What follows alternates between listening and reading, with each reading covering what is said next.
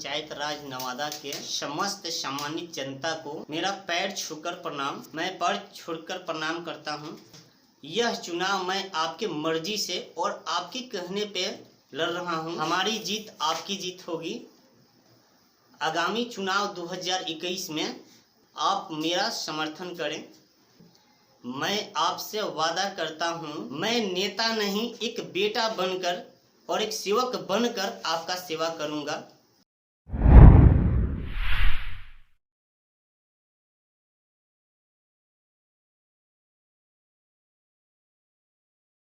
नमस्कार, स्वागत है डेली लाइव न्यूज में।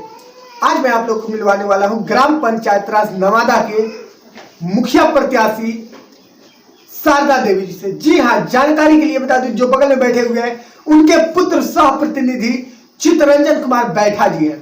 सबसे बड़ी बात यह है कि शारदा देवी जी का प्रतिनिधित्व एक युवा प्रतिनिधि कर रहा है, जो कि युवा है और शायद इनका विचार सबसे हटके है। तो आइए रूबरू होते हैं इनसे और जानते हैं कि आगामी चुनावी एजेंडा की क्या मुद्दा लेकर ये 2021 के चुनाव में उतरे हुए हैं। तो सबसे पहले चैनल से जुड़ने के लिए बहुत बहुत धन्यवाद चित्तरंजन जी। जी धन्यवाद। सबसे पहले मैं आप लोग को धन्यवाद दूंगा, इस न्यूज चैनल को धन्यवाद दूंगा जी, जो कि हमारे इस पंचायत का इतने दूर से आकर के और जो भी न्यूज है जो जनता को दिखाने के प्रयास किए हैं, मैं उनके तहे दिल से पहले धन्यवाद देना चाहता हूं। चित्तरंजन जी, आप 2021 में अपने माता जी को मुखिया के उम्मीदवार के लिए खड़ा किए हुए हैं, तो आपका एजेंडा क्या है? जी, मेरा सबसे पहला एजेंडा है, जो भी बिहार सरकार का योजना है, जो पंचायती राज सरकार जो मुखिया के थ्रू मिलता है, उस योजना को धरातल पे उतारना है। हर गरीब मजदूर और झोपड़ी तक पहुंचाने का हम कार्य करेंगे। बिल्कुल बिल्कुल, यही मेरा उद्देश्य है। और रह गई शिक्षा और स्वास्थ्य, मेरे पंचायत में स्वास्थ्य का जो व्यवस्था है अभी नहीं है। जो अगर जनता चाहिए, अगर हम प्रतिनिधित्व करेंगे तो सबसे पहला मेरा काम रहेगा मेरे पंचायत में स्वास्थ्य का। पंचायत के अपने बीचों बीच कहीं सामुदायिक भवन का निर्माण कराने का प्रयास करेंगे और सरकार से यह दरख्वास्त करेंगे कि हमारे पंचायत में हाई स्कूल का भी निर्माण हो। बेरोजगारी के जहाँ तक सवाल है, तो सबसे पहले मैं पंचायत में अपने भ्रमण किया तो हमें ये देखने को मिली कि हमारी जनता बहुत दुखी हैं, उनके पास रोजगार नहीं है, उनके पास कोई सहारा नहीं है और उतना पूंजी भी नहीं है कि वो रोजगार कर सके। बिल्कुल। इसलिए यदि जनता चाहिए और हमें प्रतिनिधित्व करने का मिला तो हम सबसे पहला काम रोजगार का करेंगे। जो कि नौजवान साथी हैं, पढ़ लिख करके भी उनके पास कोई रोजगार नहीं है। जो मजदूर किसान भाई हैं, उनके पास भी कोई रोजगार नहीं है। तो यदि मुखिया बनते ही सबसे पहले मैं मजदूर वर्ग के काम करूंगा कि जो मनरेगा के तहत काम आता है उसमें उनको भागीदारी दें। उससे जो भी जितना फंड आता है उनके द्वारा कराएं, उनका मजदूरी जितना है उतना उनके हाथों तक पहुंचाएं।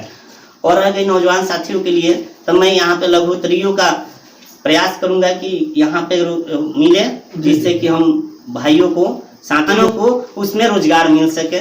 बिल्कुल बिल्कुल। और रह गई माताएं बहने के लिए उत्तीर्ण उद्योग का हम यहाँ पे मांग करेंगे और उसके वजह से मैं माताएं बहनों को उसमें रोजगार दिलाने का काम करेंगे। सबसे बड़ी बात यहाँ पे आ रही है कि आप इतने बड़े बड़े दावे कर रहे हैं, इतने बड़े बड़े वादे कर रहे हैं, लेकिन ये आप चुनाव किसके मर्जी से लड़ रहे हैं? जी, ये चुनाव तो हम जनता की मर्जी से लड़ रहे हैं। जी।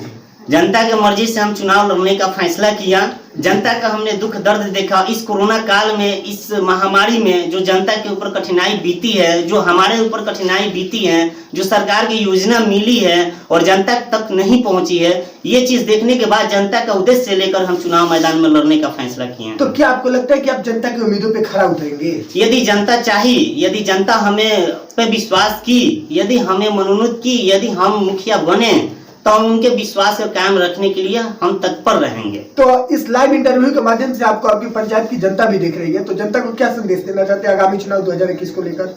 मैं जनता को यही संदेश देना चाहता हूं, जो भी हमारे मुखिया जी के फंड में आते हैं, यदि उन लोगों का यदि हमें सहयोग और सपोर्ट मिला, जन समर्थन मिला, यदि हम लीडिंग किए, यदि हम जीत गए, तो सबसे पहले मेरा जो भी बिहार सरकार के द्वारा मुखिया के अधीन जो कार्य आता है वो गरीब मजदूर यानी झोपड़ी तक हम खुद चलकर उनको काम देने के काम करेंगे।